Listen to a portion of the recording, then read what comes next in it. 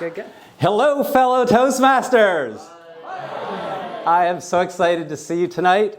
I've got a lot that we're going to be covering, and I hope that we can get our minds concentrated and focused and see where we can go with evaluations.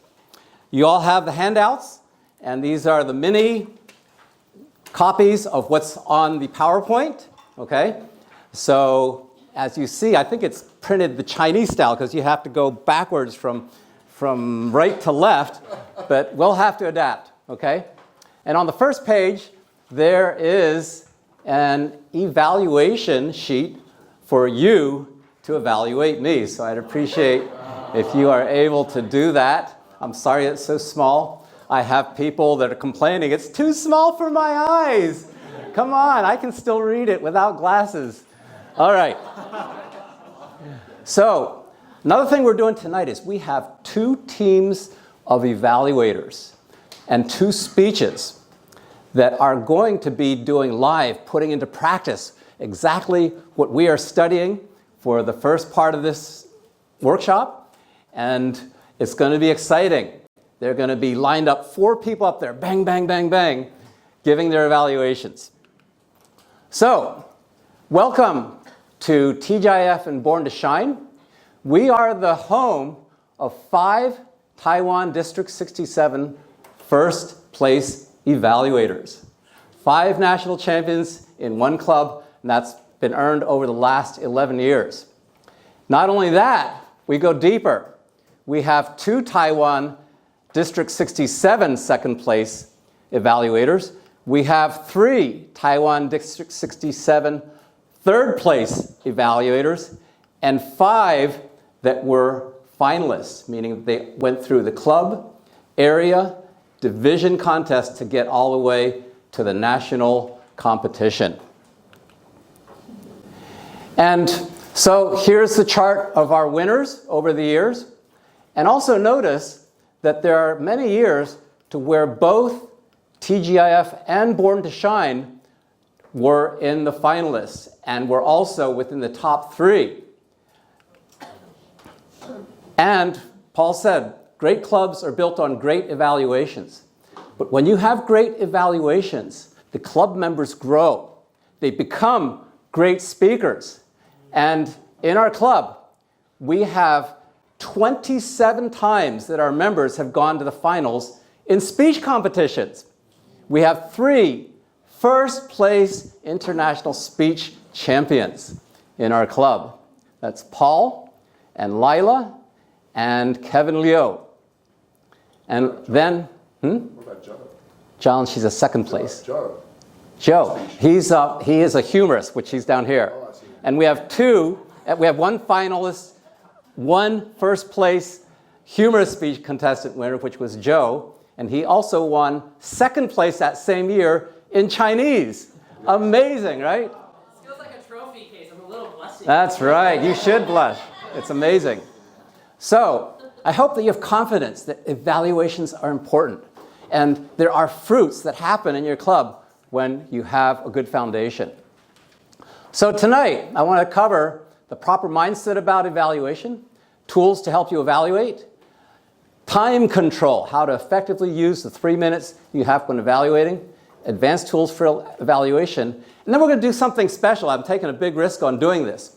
We are going to do an evaluation on Hannah Cheng's second place world champion at the 100th year celebration in Los Angeles, and we're going to evaluate her speech tonight together.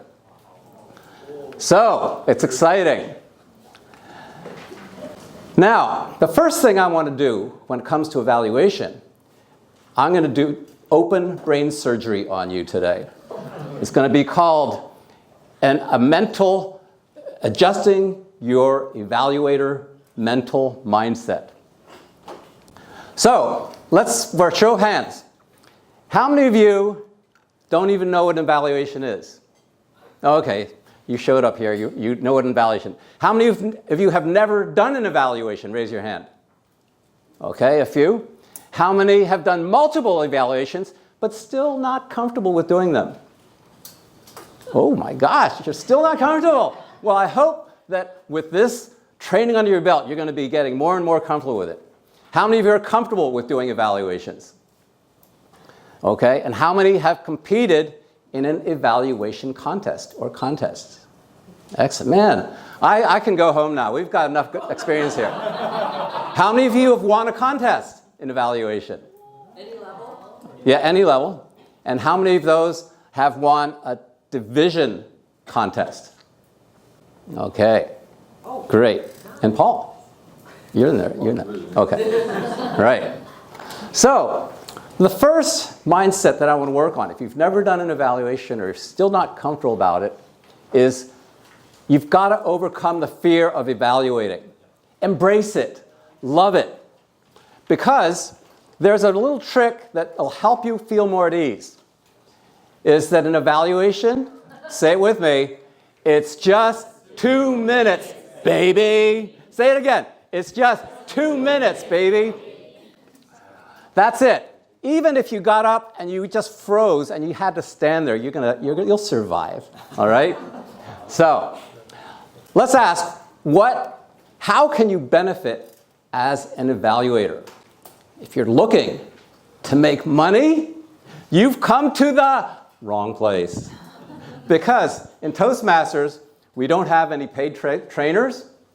And there's a verse in the Bible that says, as iron sharpens iron, so a man sharpens another. And that's what we do. You're iron, I'm iron. And when we rub together and as we interface doing evaluations, we sharpen each other. We will become better. So, what's in it for you? What are you going to get out of becoming a good evaluator? Number one, it helps you become a dollar-skilled listener. Okay? You might not make money on it. Maybe you will make money on it, but when you are doing an evaluation, you are 110% focused for 5 to 7 minutes. You are going to put your observation skills on steroids because you've got some pressure. 15 to 20 minutes later, you're going to be up on the stage talking about your evaluation. So there's motivation, there's adrenaline that goes with it. And it makes you learn to function under fire. Okay? That's very valuable, believe me. So there's a book, Double Your Brain Power by Paul Sharpe. No, not, what is it, Paul Sharpe? No, it's not, okay. Well, it says Sharper here, okay? So when you do evaluations, it sharpens your observational skills. You think fast. You've got to analyze. You've got to summarize in a short period of time because you will be on stage. The mindset as an evaluator is to share your honest opinion with a speaker. What I liked, what were their strengths, and why. The why is very important. You're not just saying, oh, I like this. I like this because it made me feel happy. I like this because I was excited, I was motivated. And share my suggestions for improvement. What will you do to help and make some suggestions how to make the speech better? And here's for the advanced people here, a lot of you that raised your hands that are winners. As an evaluator, you also have the goal to educate, entertain, and inspire the whole audience. You're not just talking to the speaker. So, you need to do that in a constructive and supportive manner. I can't emphasize that enough because I grew up in Toastmasters, at Prestige Toastmasters, and they had this thing where if you didn't do a good job, the evaluator would say, I'm not passing you this time. You need to do your speech over again. My gosh. I wish I'd known the rules better because I would have fought that, but I was dumb and did my speech again. And then there were ones that, you were boring. You've been in this for so many years. What's wrong with you? Right? And I tell you, we are a mutually supportive organization. We're here to support each other. Be positive. Find a way to encourage them, the speaker, no matter how bad it was. Some evaluation no-nos. And this is addressing what I was talking about, these really tough, unnecessarily tough evaluators. You should have done this. It would have made it better. You are boring. I won't pass you on the speech. We all would have enjoyed it more if you had done this. Well, I've got news for that person. Speak for yourself, buddy, because there are many different viewpoints sitting out there in the audience. Your opinion is just one of many. And that's what we are as evaluators, one opinion. And as a speaker, when you hear these opinions, you'll be surprised how there are many people that may be diametrically opposed to what that person was saying because they could relate in a different way. People are different. Different things appeal to different people. So avoid dogmatic language. Don't speak for everyone. And instead, because you are not God, when evaluating, I suggest language like this. Jones, I think you could have put some humor at this juncture. I think you could have prepared a little bit better, but it was sound, but that little extra touch would have been helpful.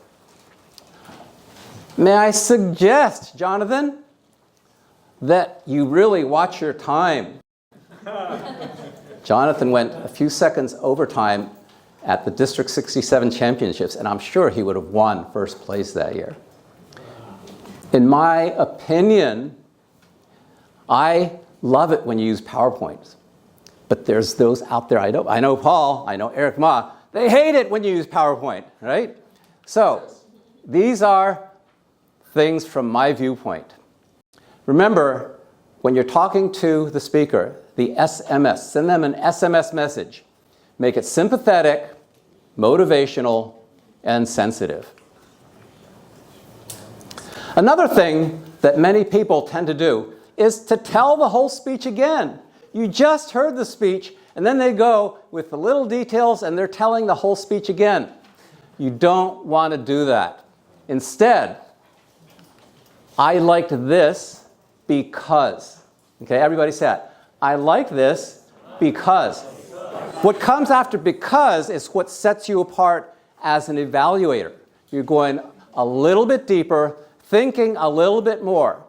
On Facebook, I hate it when people just post, put the likes, put the likes, put the likes. I challenge myself, if I'm going to do something, I will try to think of something original instead of a like. Express something, okay? And so, as an evaluator, you just don't want to go, I like this, I like that. You want to say why. Or talk about the strengths that you observed and why you thought they were strengths. And also suggestions for improvement. I suggest in your speeches that you try for 2 strengths or likes and 2 suggestions for improvement as a general suggestion, in my opinion. 不要拍马屁. Do not slap the horse's ass. This is a Chinese saying which I love, but not doing someone a favor by just slathering on the compliments when it really wasn't that good. But the way that you tell them is very important, not in a haughty or proud way, but as like a servant. I think, did you ever consider if you did this, that it might make it might make it better? So, when you're thinking about doing an evaluation, if you've never done it, this is for you. Where do you start? Well, number 1, you should contact the speaker. Ask them if they have any notes, if they have any script. Now, what I'm taking you here is on a journey with me. Every time that I do an evaluation, the stuff that's going through my mind. Okay, I'm going to try to go through this fast, but get super focused. What is the pathway objective? I pre-program myself to listen from that viewpoint. What was the objective? If it's a contest speech, the objective is to win, right? So I want to think, what could be done to make sure that you win? My mission is to soak in as much as possible as I can in the next 5 to 7 minutes. I'm a data-hungry pig. What are my eyes seeing? What are my ears hearing? What's my heart feeling? I'm observing the speaker's present appearance, how they approach the stage. I start writing down notes at their opening because I'm really focused on how are they going to open this speech. Is it so-so? Is it weak? Is it memorable? That's very important. I start writing notes about the content and the presentation because I'm not really thinking about my evaluation. I want to soak in as much as I can of the speech and the details so later I can look back and see how to put all this together. If I notice something special, unique, or noteworthy, I always am looking for something that's new and fresh. I will put a star by it, or if I'm typing on my notebook, I'm putting it in all caps so I can focus on that. I start anticipating a transition, moving from opening to the body, from the body to the conclusion.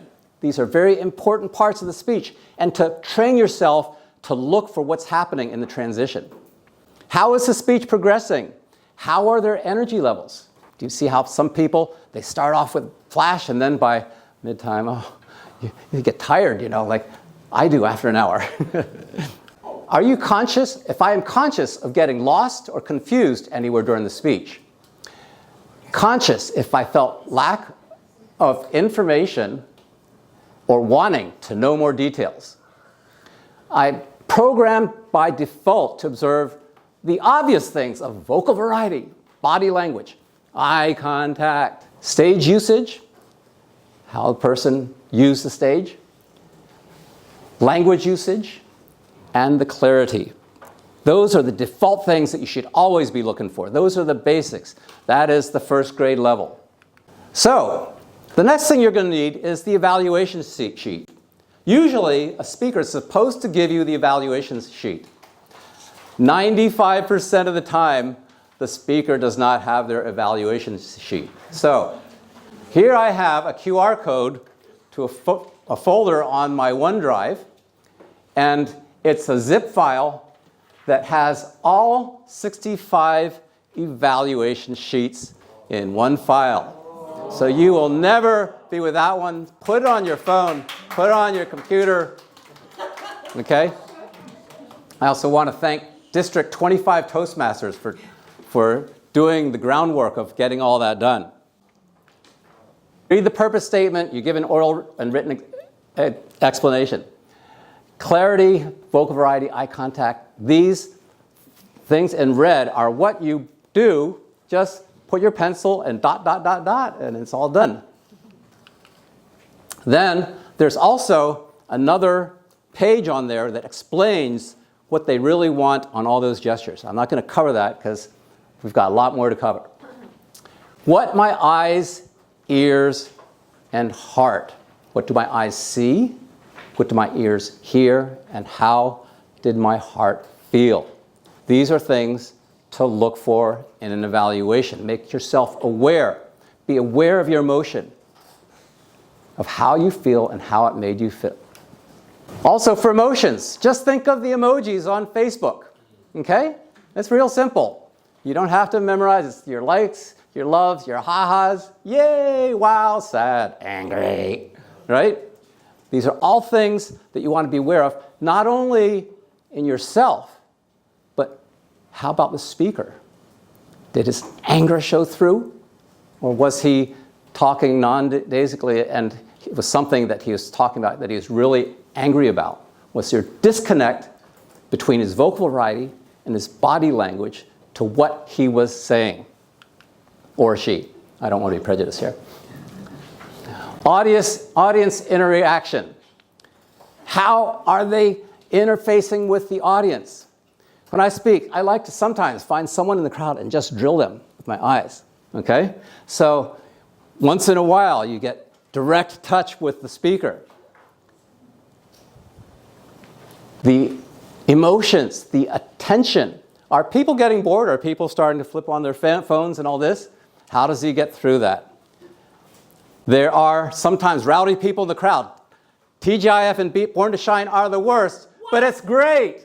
We love it. We've got the rowdiest crowd, and they're always heckling you, making it hard for you. But that's part of how the speaker handles the hecklers. Would you like us to start? No. But you never asked my permission anyway, right? So the structure, ABC. A, attention. Getting on a stage. The energy, did it draw you in? Did it catch your attention? The opening, the body and conclusion. I talked about flow and transitions. When you're giving your opening, you're very focused on getting people on board with you to make a first impression, because you only have one chance to make a first impression.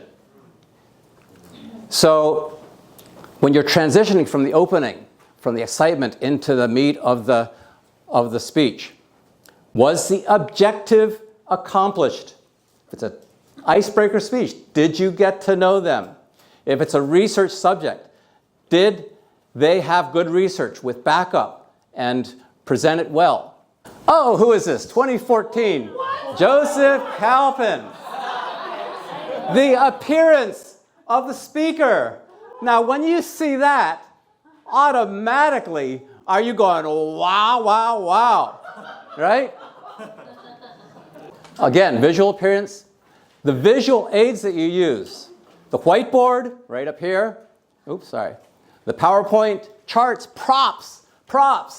How did they use the props? And the mental images they left in your mind.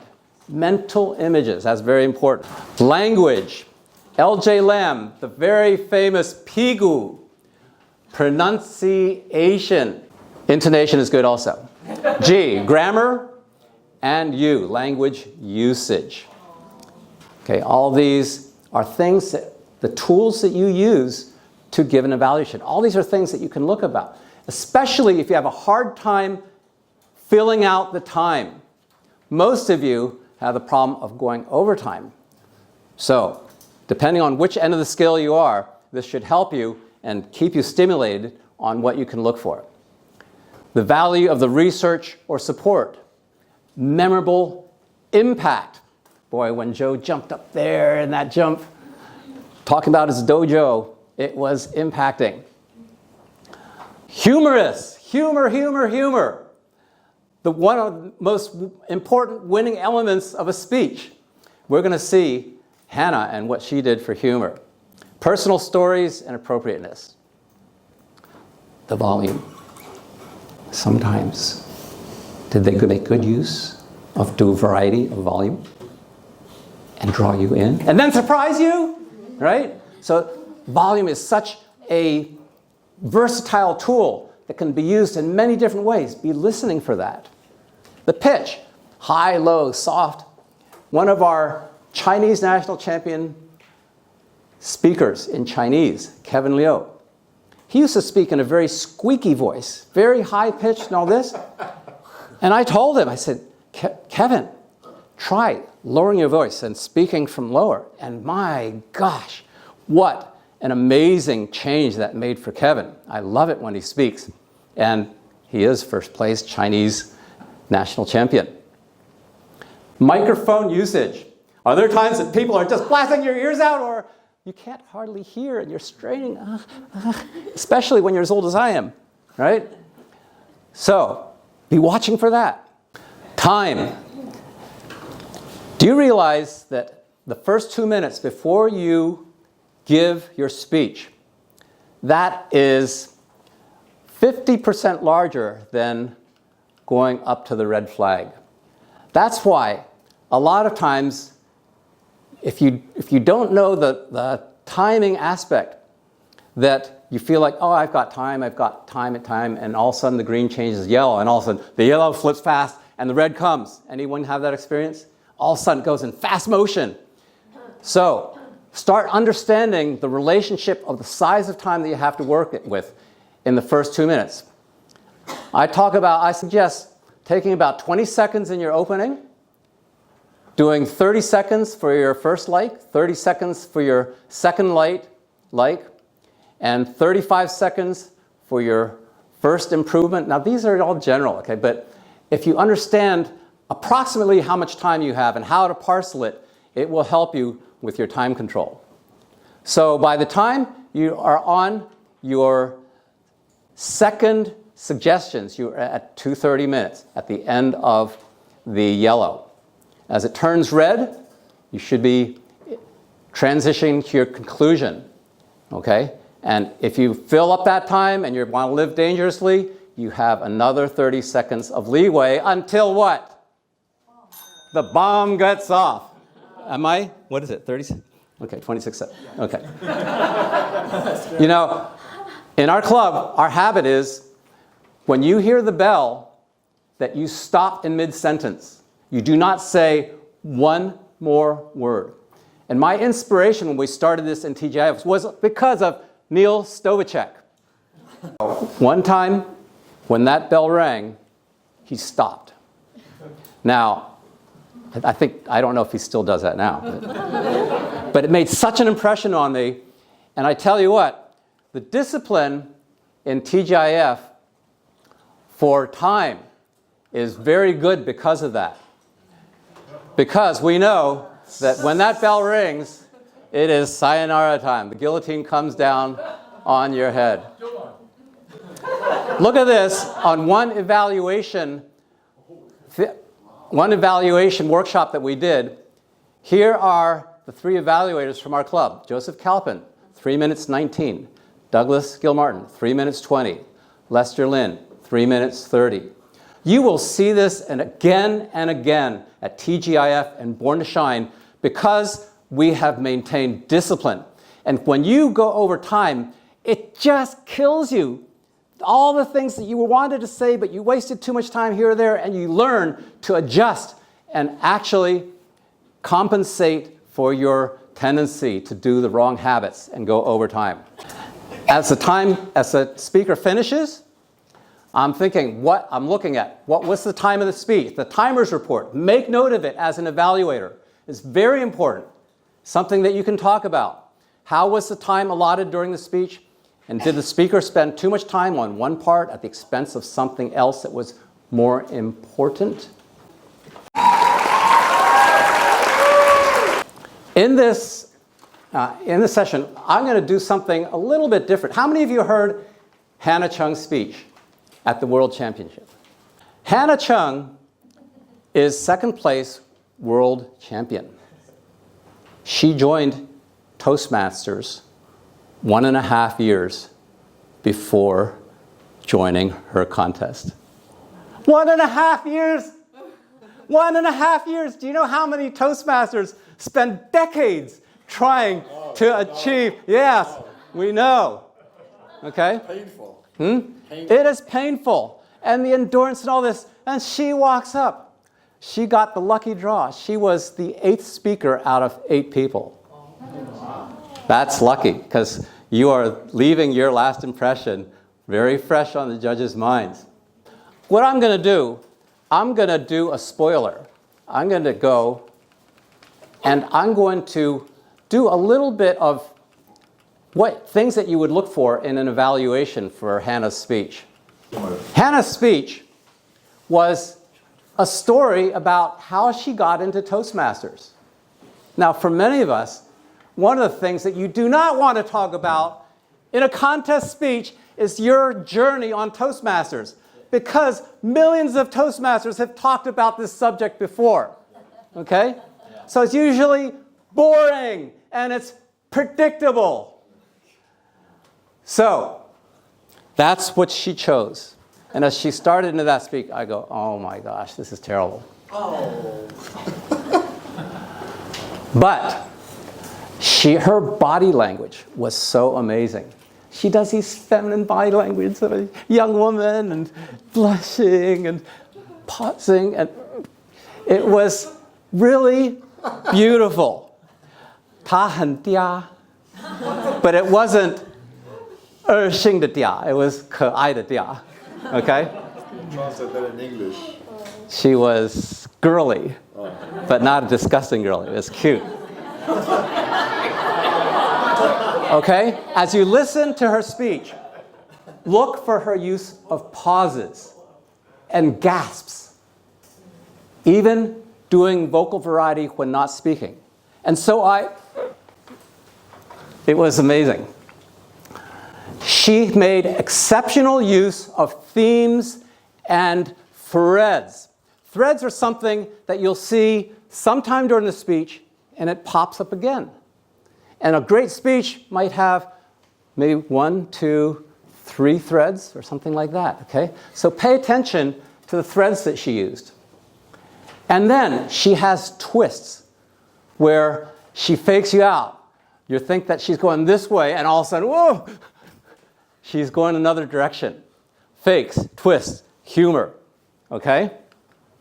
Look at the dress of the contest chair. Beautiful. She's from South Africa, and I believe she's this coming year's international president. Also, look for one thing, that when she introduces them, there will be a response.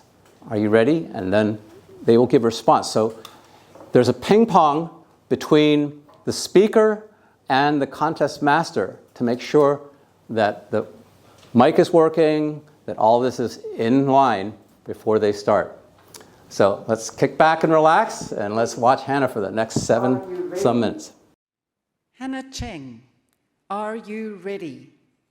Are you ready? Hannah Cheng.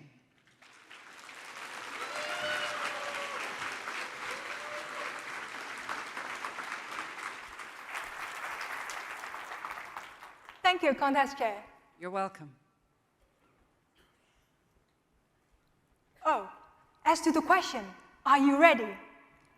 The answer is, of course, not. Have you ever wanted to do something?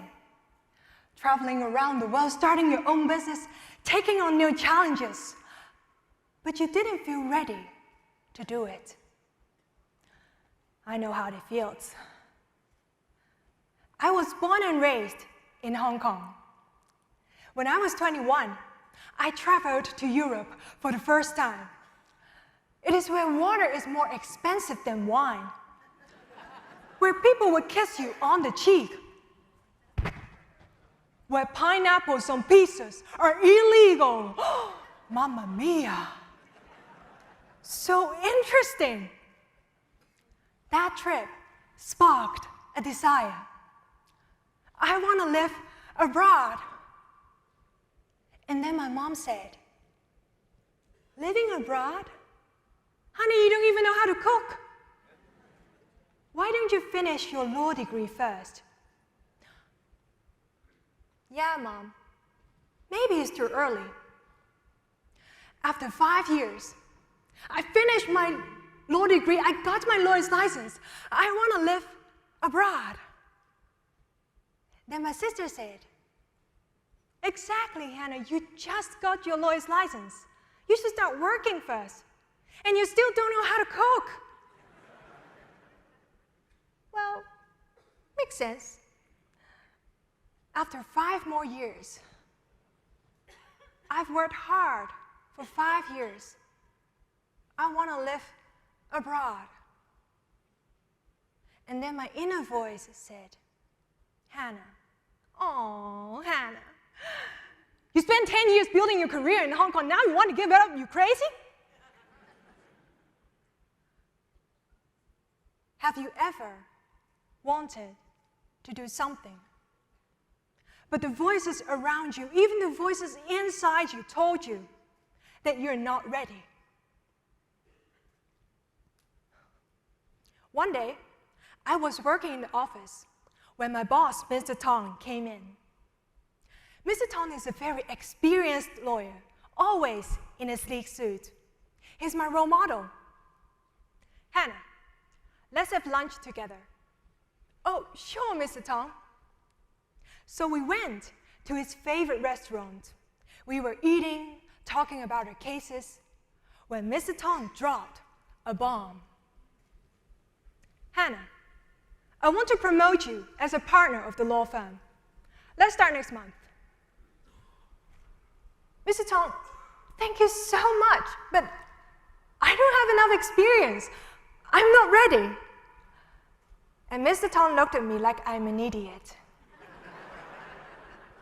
Hannah, you will never be ready. Just start. You'll find the way. But Mr. Tong, you're right. I will never be ready. Just start. You're so right. Thank you so much, Mr. Tong. I quit. I'm moving abroad. So I quit my job and moved to Taiwan. Was it easy? No. But Mr. Tong is right. Once you start, you'll find the way. And you know what? In Taiwan, I met my destiny. It was a hot summer day. I was melting, so I dashed into the first cafe I found. And I was greeted by Oscar. Handsome, charming, about my age. We started chatting. Suddenly, Oscar looked at me, straight in the eye. I saw sparkles of passion. And I thought, we just met. It's too fast. I'm not ready. And he asked, Hannah, have you heard of Toastmasters?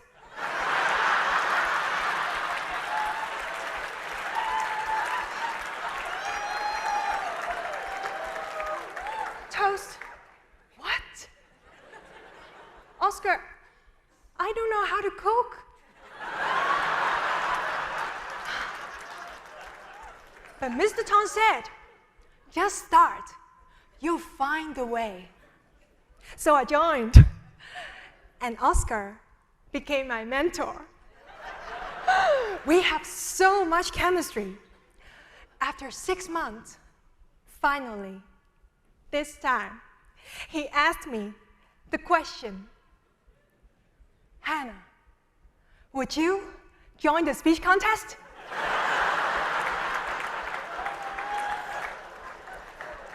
I'm not ready, okay?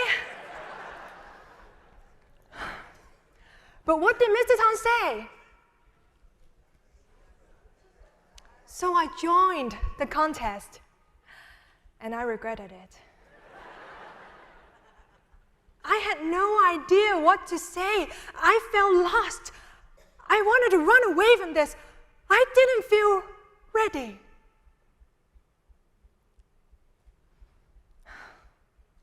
But I knew I would never be ready. So I started. And here I am.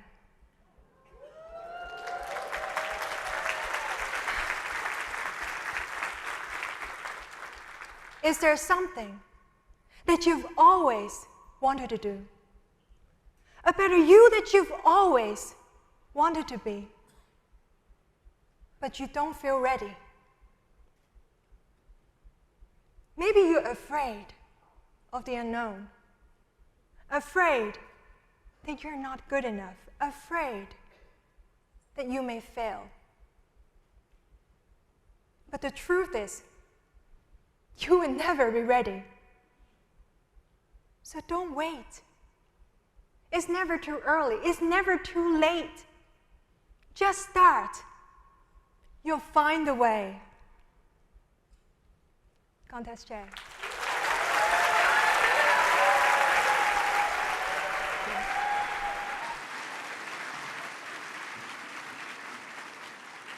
My gosh, what a masterful speech. And it gets even more masterful when you put it under a microscope. And I'll explain what I mean. How many of you, I want to hear, what are some of the threads that you can remember from this speech? But I'm not ready. Are you ready? No. Okay. Any idea of how many times she used it? 8? 6 or 7. 6 or 7? She used it 12 times. 12, that is, if you've ever tried writing a speech, that is mind-boggling. You know how she even cheated? She put it right in her title. Are you ready? And when the Toastmaster contest master announces her speech, Hannah Cheng, are you ready? Are you ready? Hannah Cheng. And within the first sentence, she starts messing with us, leading us on. She said, oh, as to your question, what? What was the question? Are you ready? So she already had 2 within her first 5 words, right? And then she already starts tricking us at the very beginning. And she's starting to lay the foundation. 12 times it comes up in the speech. Okay, another thread? Douglas. I can't cook. I can't cook, exactly. Anyone guess how many times she used that? Good, man. You're a great evaluator. 3 times. You had it right off, right there. Another one. Just start. You'll find a way. How many times do you think she used that? Well, it says that 5. Oh my gosh. Jones, are you calling us cheap? Oh my gosh. But maybe it's different. What? Maybe it's different. Maybe it's not 5. Maybe that's a trick. It's pretty accurate, sorry. Okay. Sorry, not bad. How many surprise twists where she led us this way and faked us out? 3. 3? That was 3. Keep going. 4? 4 twists. And finally, I'm going to divide this into small laughs and big laughs. How many laughs were there? Small laughs. Including ours? Including ours? No, hers. How many of the audience in the video? Small laughs. Any guess?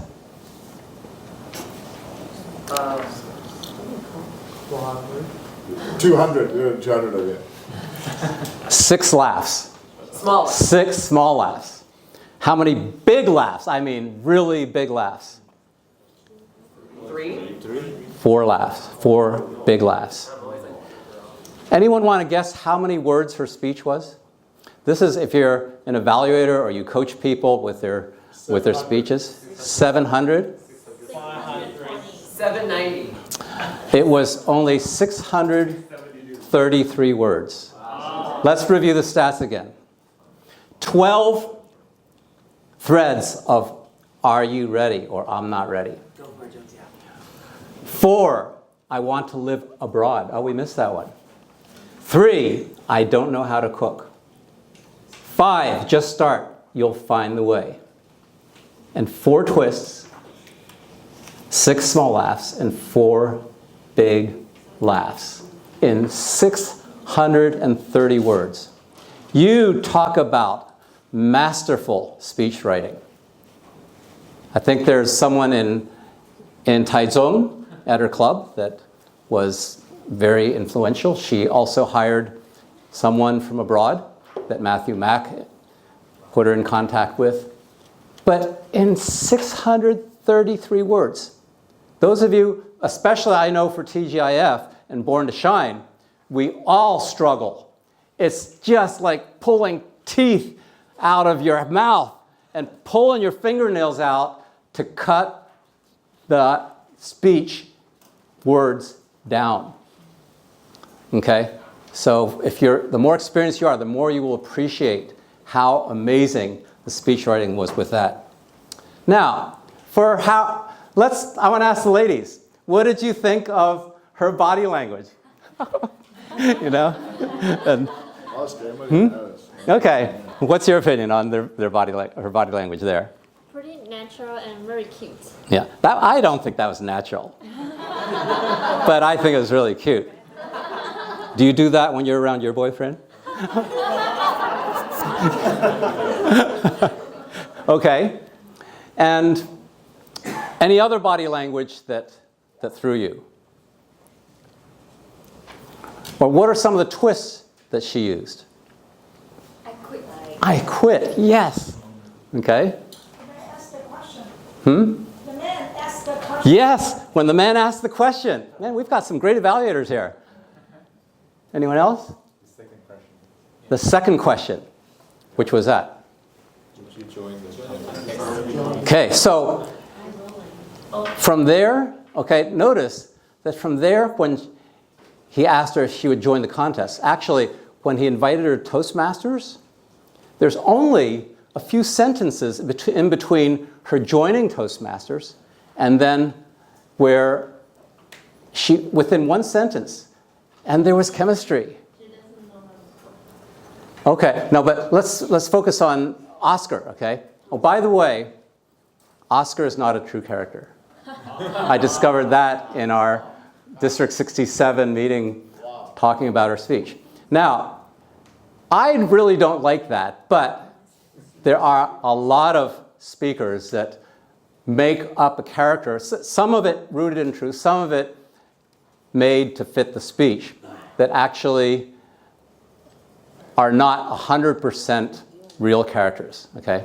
Just so you know.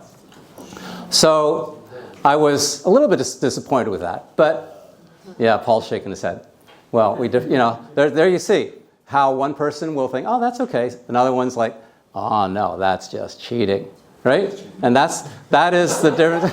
That is the difference with people and like diametrically opposed opinions, and that's what we are. So, where's my clicker? There. All right. So I want to go back to here. Oh, can you go back to the first Hannah? So Hannah? Yeah. Here? Here? Yeah, here. All right. So now, suggestions for improvement. There's one thing that really was, actually I'd thought of it before. Like if I were doing a speech contest at this convention, which was celebrating what special event? 100th anniversary of Toastmasters. Most of us will only live once to be able to see that. Okay? So a very momentous occasion. And yet I never saw anyone use that aspect of the 100th year celebration. And if I were to think, Hannah, how could you have wanted to get first place instead of second place? Here's how I would end it. After she said,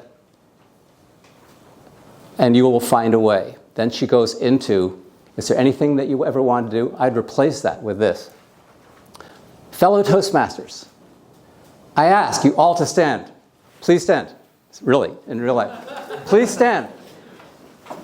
I want to honor Dr. Ralph Smedley with a verbal toast, who 100 years ago decided, ready or not, to just start this great organization. Toastmasters. And this great organization, Toastmasters. And we honor all the Toastmasters who did the same for the past 100 years and keep finding a way to this day. And finally, a toast to us, right here, entrusted with the stewardship of the next 100 years. Ready or not, we will find a way. A toast to Toastmasters. Cheers. And I think something like that, you can sit down. No, I'm going to make you stand the rest of the time. Okay. I think something like that on that momentous occasion might have flipped a little bit. Oh, Paul's saying no already. Okay. Anyway, that might have gotten her maybe past the first place. Now, one last tidbit from the convention. I was sitting next to world champion Aaron Beverly during the finals. He's from Philadelphia. I used to be from Philadelphia. We have some yuanfen, right? So when the speeches were going on, there's one guy that was fabulous. And where do you think he was from? 中国大陆. 中国大陆 and Taiwan together in the finals. Oh, this is like the Olympics, right? It's like the baseball game with Japan. Go Taiwan. And this guy was in the groove. He was hilarious. He was touching. He really, you heard the big laughs that Hannah got. This guy got almost 100% more as far as the intensity, the laughter, the people just roaring. And he was in the groove. He was great. He was going. And when he stopped, Aaron nudged me, said, he went overtime. 2 seconds. What are you going off for? You should go, yeah! He might have taken Hannah second place. He might have taken first place, right? The importance of timing that I was talking about. The discipline. So, as we look at evaluations, how are we in for time? 53 minutes, okay. I think we should be proud that we have someone that parachuted in from Hong Kong and had the destiny to go all the way to the World Championships. Not on any old championship, the 100th anniversary. And our Hannah Cheng from Taiwan was there to win it. Are you proud? Yes. Are you inspired? Yes. If you're new, can you imagine a year and a half from now being on the world stage? Cheng, can you do that? Amazing. All right. So, now that we have a little more time, I want to talk about conclusions. Right? A lot of times, people never make it to a conclusion or just forget about it. And I want to share 2 classifications of conclusions. One is where they're going along and all of a sudden it stops and you're going like, you're going really fast with them and we're with them on the speech and all of a sudden it ends and you go, whoa, you're going off a cliff, right? The other kind of conclusion is something like a duck coming in on a smooth water. It lands perfectly. It's smooth. It's beautiful. And you feel satisfied. Then there's a third conclusion.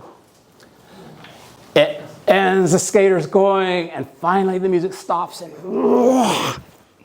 the crowd cheers. That's amazing, right?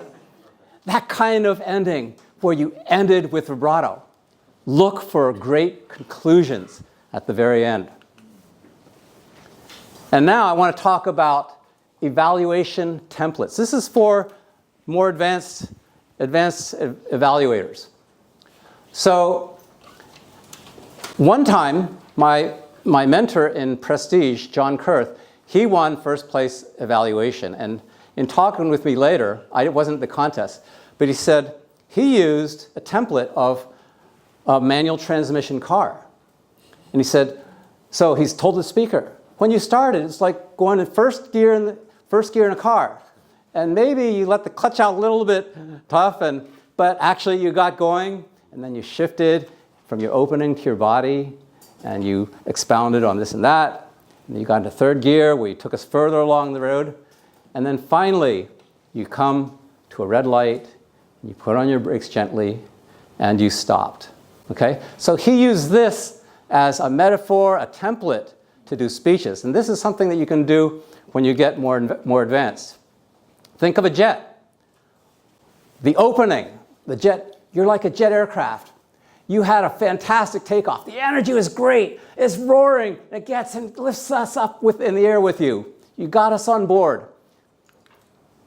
Then we got to the cruise altitude. It smooths out, and you were enjoying the meal and the movies, all that you were saying, and it was really very peaceful and steady, and we enjoyed that. And finally, it comes in for the landing.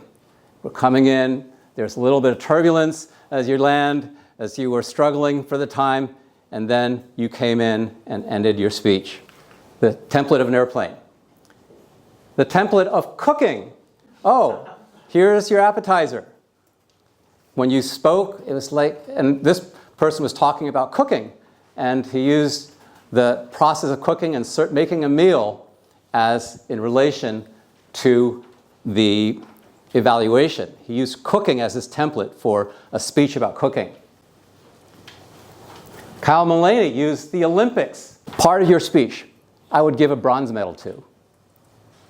The other part, oh, it was much better. It was more engaging. I liked it because of this. I'd give you a silver medal for that. And finally, that conclusion, when the skating stopped and the crowd roared, you won a gold medal in my book.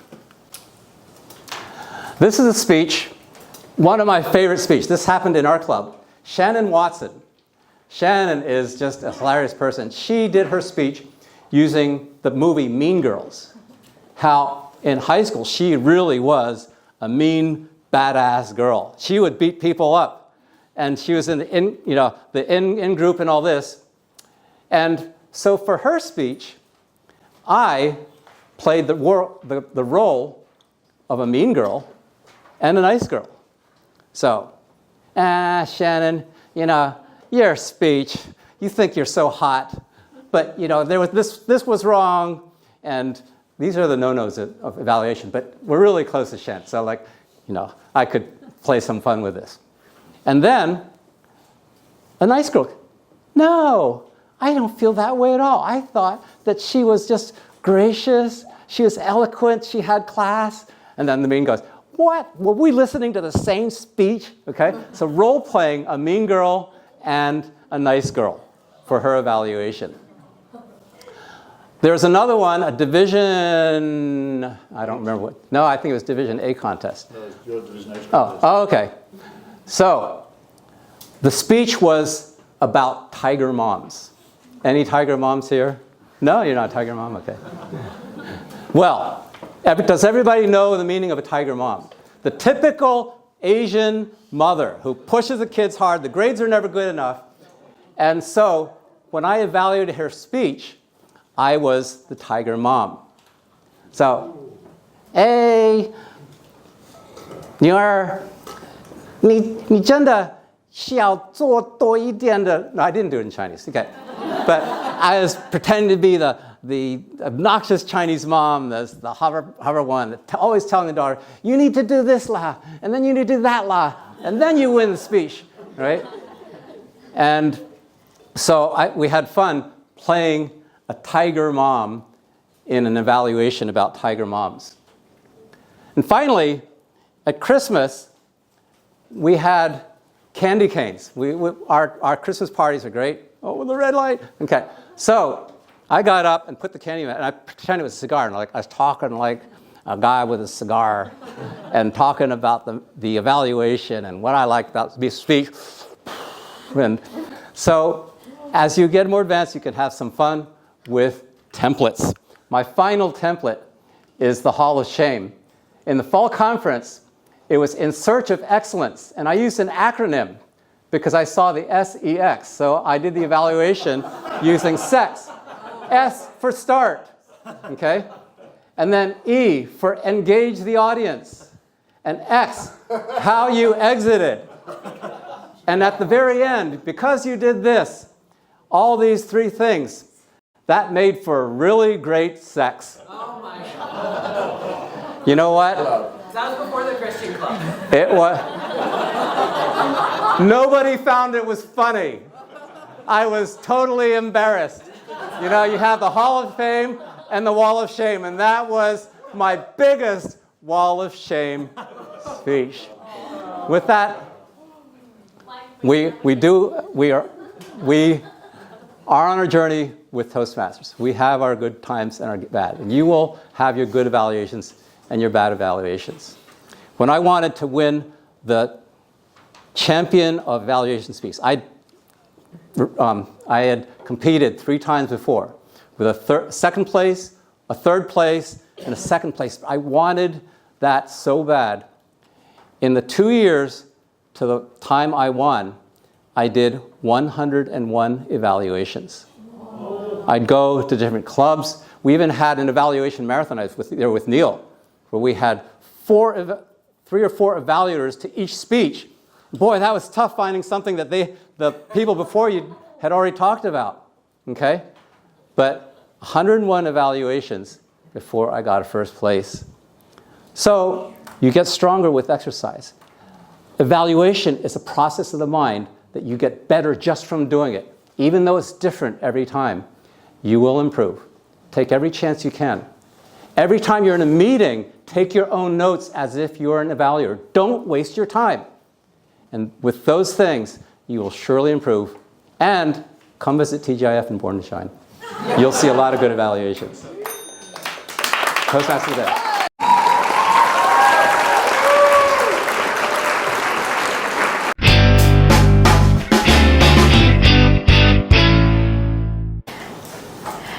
Chance's favorite prepared mind. That's what I learned from since I was a kid. So always be prepared, and then the opportunities will come to you. But there's a big question. When am I ready? What is ready? Does the opportunity really come to you?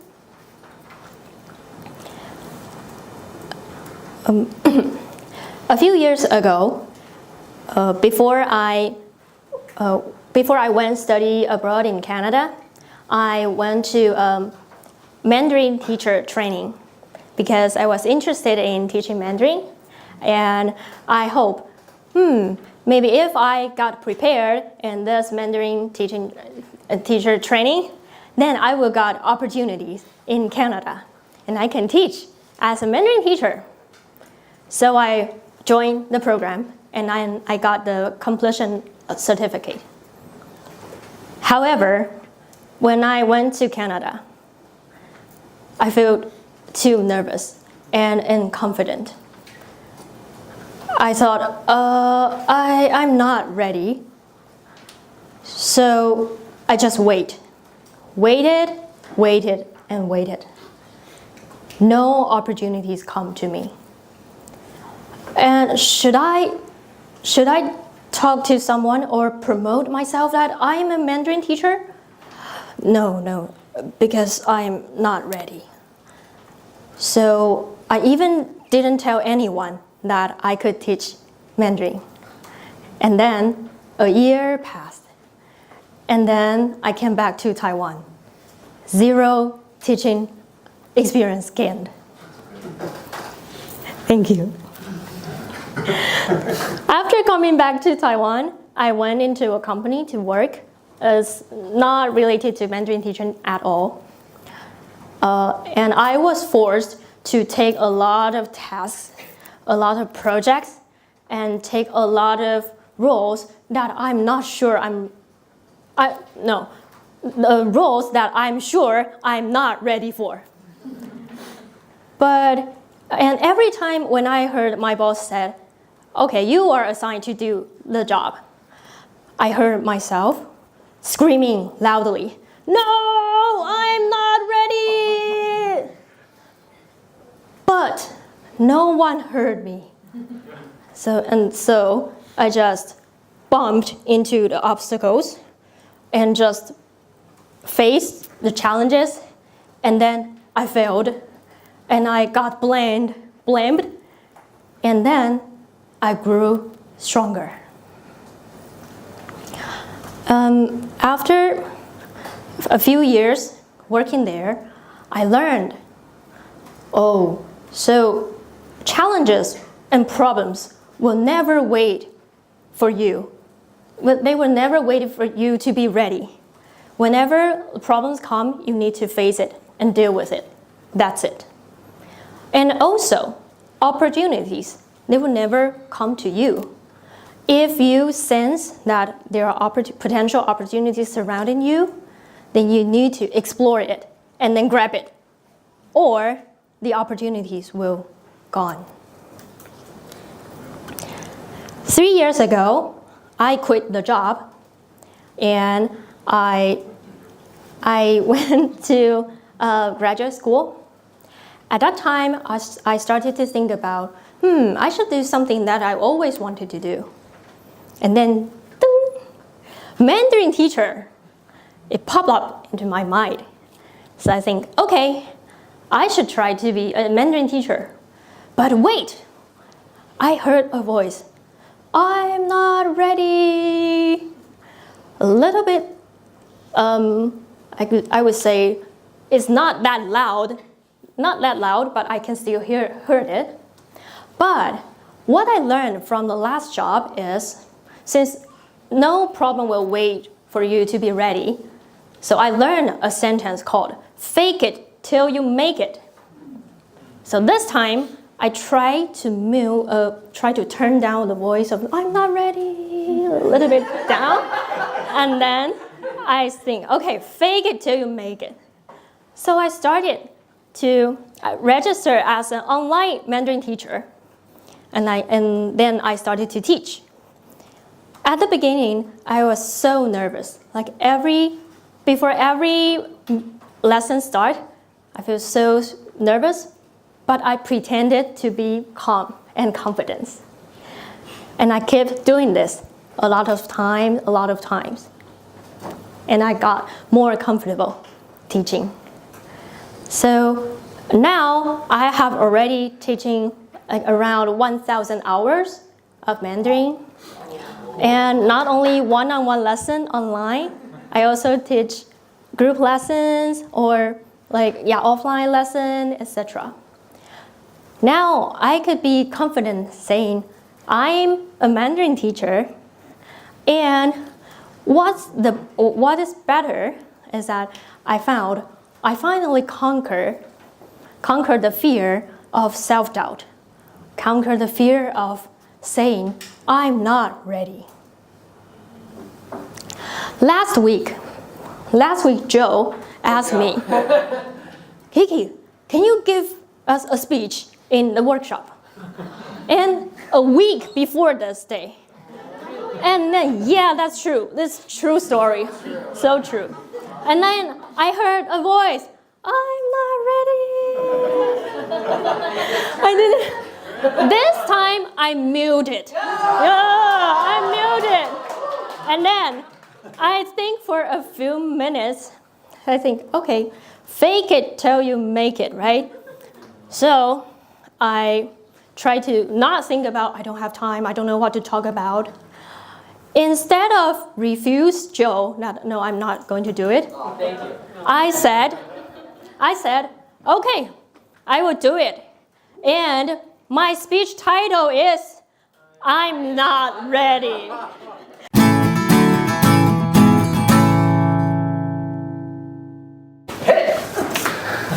I'm not ready for this. Kiki, thank you for your great speech tonight. Speech tonight. It's an inspiring speech. I myself, I believe all other people, we feel inspired by her encouraging speech. Chances are only for those prepared mind. Really? When opportunity comes, it doesn't wait for you. You have to grab it. And Kiki, you give us your personal experience. 10 years ago, when you have a calling to study abroad because you want to become a Mandarin teacher, even Mandarin is your mother language, and you already have the advantage. However, during the year and a half study abroad, you self-doubt. Can I really be a Mandarin teacher? The answer is no. So you pass a lot of opportunities. After you come back to Taiwan, you were working in a job which you don't have the passion.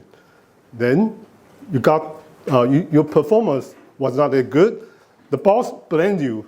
They dump a lot of problem or loading to you. Then you feel sad. Finally, you quit your job and you become a new life, but still you doubt yourself. I'm not ready. But finally, you feel make it until you fake it when you do it. Kiki, wonderful speech. Nobody is ready. Myself, I'm not ready as well. But thank you for the speech. I learned something tonight. I want to share the area that I think can improve a little bit is because, yes, in the beginning, I listened. You had zero experience and you went to Canada. And later, all of a sudden, and you told us that you have this idea came in your mind that fake it till you make it. And this transformation, actually, I would like to hear more how you got from zero experience into all of a sudden you have like 1,000 hours of teaching Mandarin skills. I want to know more how this transformation occurred so that can help us to learn a little bit more. Thank you.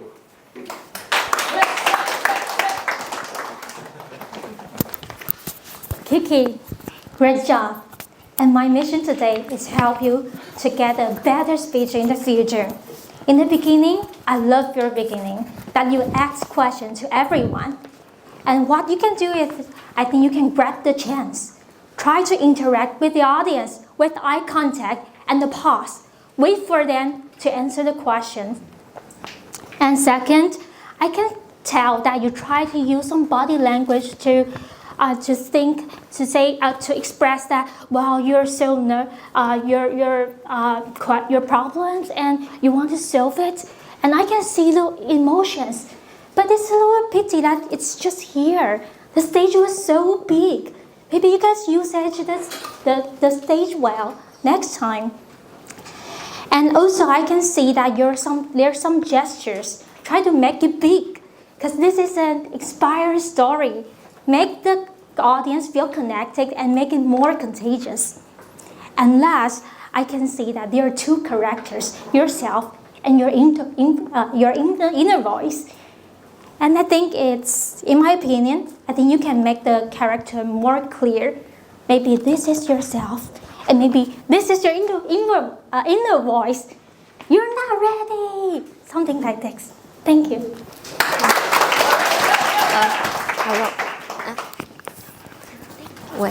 Hello. Hi, Kiki. I really love your speech. And I must say your speech is very inspiration. And because my part is conclude your speech. So I must say you perform very well on your body language and eye contact. And I can feel you really connect with the audience.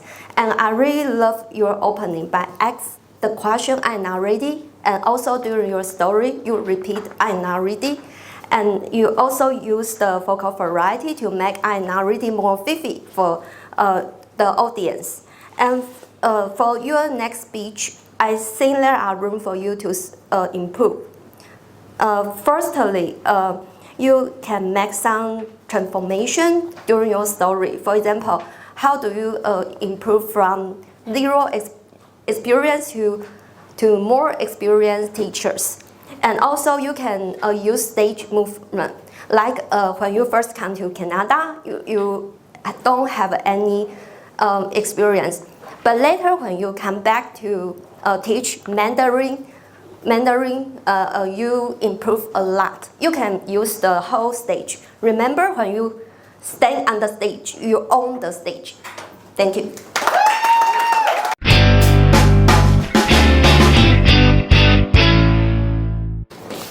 Contests. Why compete in a speech competition? Like Hannah, when you're not ready, why do it? Today, I'm going to share with you one good reason. But before I do that, I would like to share a little bit of my journey in the speech competitions. My icebreaker speech was given in the TGIF in-house contest in 2014. My icebreaker. And since 2014, I have been competing almost every year. But why do I go through the pain? I don't only compete in English, I also compete in Chinese. And I don't only compete in speech competitions, I compete in evaluation contests in Chinese. And 2 years ago, our Division G director, Vita, she came over here and she gave a speech called Bai Tou Ying. I was like, Bai? White? Tou? Head? Ying? Music? White head music? What the heck is that? I had no idea what it was. But apparently it means eagle or something. Who knows? There have been other occasions where I've competed. For example, in 2015, the very first time I got to the final, I gave a speech called Let It Go. And everybody said, Paul, you got to sing. I'm like, I don't sing. You got to sing. I'm like, I don't sing. You got to sing. Okay. And there I was on the national stage singing, Let It Go, let it go. Terrible. I can't really sing, so I won't torture you. But why compete? I had so many beautiful memories competing. When you compete, you learn. And the one treasured memories I have are all the memories I have with the people I competed with. I got to compete with my best friend, Douglas Gilmartin, in 2020. And I remember that time we were exchanging our speeches together. And because we did that, we got first and second place in the District 67 International Speech Contest. Some of my most cherished memories are going to Da'an Park, standing on the stage with my wife, practicing, giving speeches, and the crowd looking at us like we're crazy people. And then we'd go up to them and say, what did you think of the speech? Getting feedback from complete strangers. These are some of my treasured memories. One of my most precious memories with my wife competing was in the 2019 International Speech Contest in Kaohsiung. We were both in the semi-final. We were both in the same semi-final. Husband and wife, okay. But I remember the night before. We were sitting in the hotel in Kaohsiung. We were at a bar just having a drink together, and there was a restaurant next door that was closed and empty. And I said to Queenie, hey, let's go inside there and practice our speeches. And there we were at 11 o'clock at night, practicing our speeches in this closed dining room in Kaohsiung. A truly special memory. Helping my wife give her iconic speech, pancake time, all the time. All the time is pancake time. These are some of the most beautiful memories. Other memories include mentoring people like Jonathan and Joe in the speech competitions and watching them succeed. Competitions are so rich with experience, so rich with beautiful memories, so rich with so many things that I could just tell you stories for hours about these competitions. But there is one good reason to enter a contest. And in a word, it's growth. When you enter a speech competition, the very first thing you do is you write down a speech. And then sometimes you don't, like me, I just give the speech and then get the transcript from YouTube, okay? But you get your first speech. And then you send it to Lester. And then Lester will say, too many words, too many words. So you cut it down, and then Lester says, bad conclusion, everybody stand up, toast. I'm joking. And he adds another 100 words onto the back of it. But there are so many things that we can learn. The main reason to join a speech competition is growth. The area you'll grow the most is your own speaking ability. You will learn how to write good speeches. Because Hannah's speech did not just pop into her head overnight. I guarantee that she rewrote that speech at least 20 or 30 times. And at the International Speech Contest, you've got about 3 days to do it. 3 days to get that speech. It's incredible. It's incredible what she did. You learn the skill of speaking. The second area of growth is you grow in confidence. Because when you enter your club speech competition, you know what? Hey, you're speaking to all your friends. There's like 20 people there, you know them all. But then you win. And you go to the area final. And there's a few strangers. Then you get to division final. Whoa, more strangers. Then you get to the semi-final. The final is like, I don't know anybody here. You grow in confidence. And the third thing you do is you grow you help your club grow. Why do I say that? Because when everybody in your club joins a speech competition, they're all pushing themselves to get better. And when they're pushing themselves to get better, then the overall skill of the club will improve. The overall skill of the club will grow, and you make your club stronger and better. And so these are the good reasons to join a speech competition. Because, in a word, it's growth. You grow your ability to speak. You grow your confidence level. And you grow the strength of your club. one of the best areas of growth for our club is that whenever there's a speech contest, we have a saying, you never walk alone. And so when you go to an Area H1 contest, there might be 20 people in the audience. I guarantee you 17 of them are from TGIF and Born to Shine. If you go to Taiwan, I guarantee there will be 20 people at least in the crowd from TGIF and Born to Shine. But what does that do? It grows our community. It grows our family. And so there is one good reason to join a speech contest: growth. And it is my hope this year that everybody in TGIF and Born to Shine and everybody sitting here will join the speech contest and the evaluation contest for one good reason: growth. Toastmaster of the day.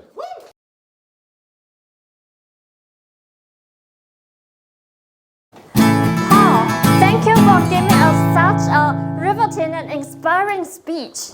When you were on the stage, we all can see you radiate the joy of someone who is deeply committed to this topic, which is one good reason. Why? Because Paul has a good reason to share with us.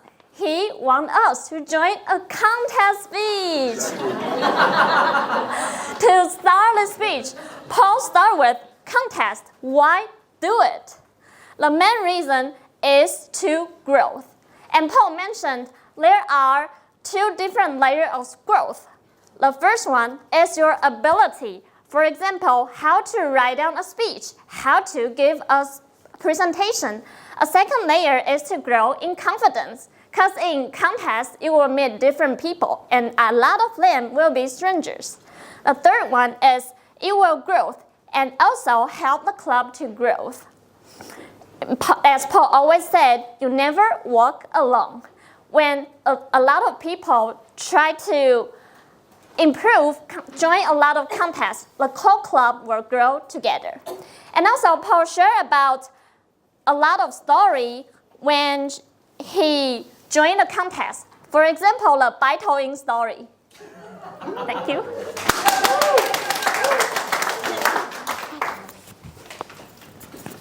Paul, if I may suggest, I would say your speech is good, structure is good, but I would like you to have more content on the reason part. You suggest 3 reasons of growth, but I want you to speak more supplemental content for the only one reason, growth. Yeah. And besides that, besides the content, I want to mention about your body language. When you sing the Let It Go, you may try to do the gestures, let it go, let it go. Then you will be great.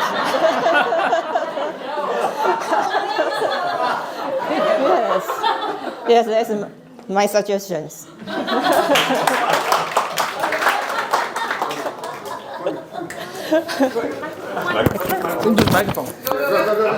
Okay, if I want to have another humble suggestion, is a good reason why you join Toastmasters is growth, and you start with your journey. So growth, for example, it will be like from the very beginning point and just growing up to this top. In your speech, I think it's really a really great beginning and then going to really top. So if I would get a humble suggestion, I will suggest to add 2 different things. It's called emotion and action. Action after emotion. Have you ever seen the movie called Jurassic Park? Man and a woman come together and the fear just really goes really high and high and high, and turn around, see a very handsome raptors and screaming. Ah! Then turn around, take an action. So I would say there must be up and down a journey in your lifetime, the Toastmaster journey. Some emotion up and down. Think about it. What is the most unforgettable motion in your journey? And just talk about that motion. Then what's the action next? That will make your story more vivid. Conclusion.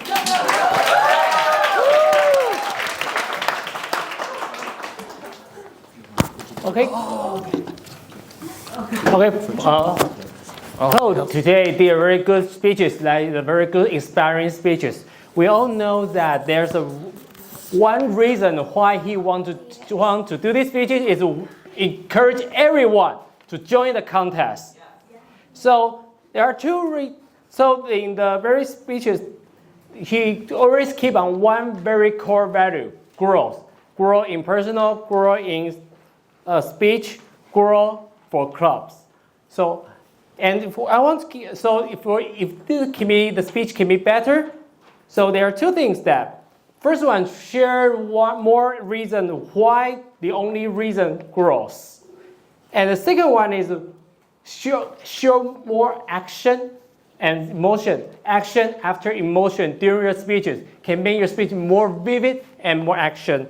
So all in all, I think you're a really good job. So these speeches, I really like it, and it's very inspiring speeches. So I will join the contest, follow your leading, and also encourage everyone join the contest. Back to you.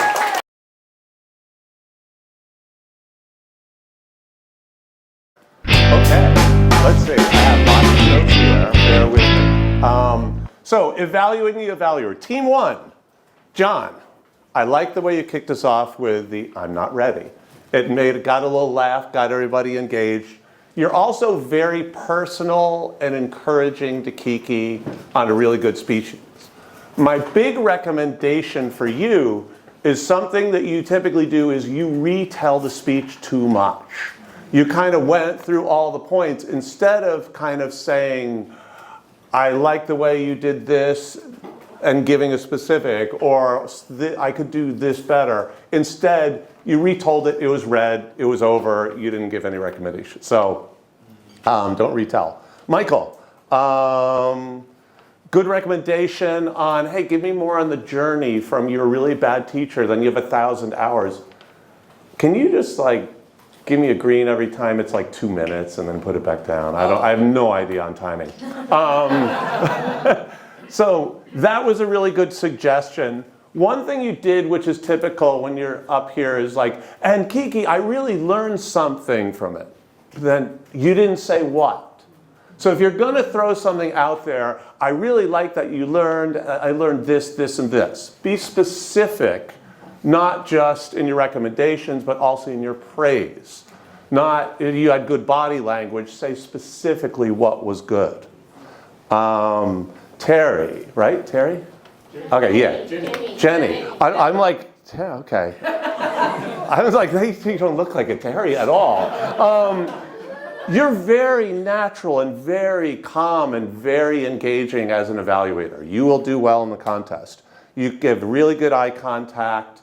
Your kind of recommendation to her to have good eye contact, to pause, to make her body language bigger, and there was a lot of things where she could have done that. Those were very good recommendation. You didn't have a lot of time, but you could have gone deeper in an evaluation of specific recommendations of how to do it on specific points in the speech where she could do it. You didn't give any positives, but I think you were the third one, so maybe that's not your job. So, all right. Alicia, good to acknowledge, the vocal tricks. I'm not ready. I'm not ready. Like you kind of mentioned how she played with her voice on that. That was the big special thing in her speech that really jumped out at us. So everybody doing an evaluation should comment on how she played with her voice on that, and you could have done it even a little more. If you're the conclusion, this was really hard for you to do, but you're concluding the points made before.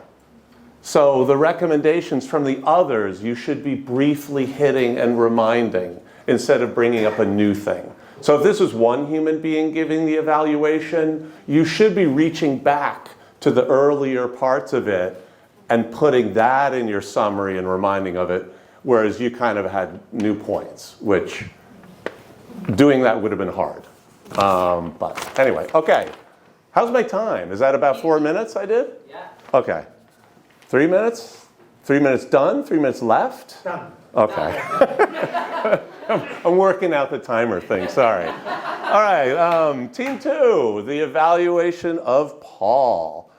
Emily, good acknowledgement of Paul's energy and kind of the joke that made people laugh on the reason he's so enthusiastic to get us to be in the contest. You also fall into the trap of retelling the speech a little bit too much.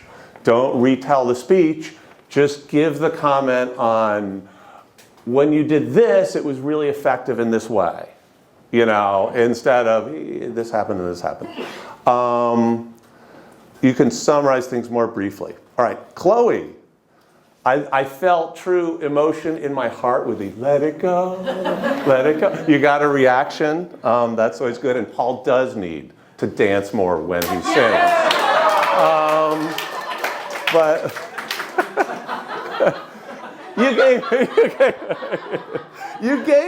you gave Paul kind of feedback on, oh, you need to give us more reasons and details on the growth.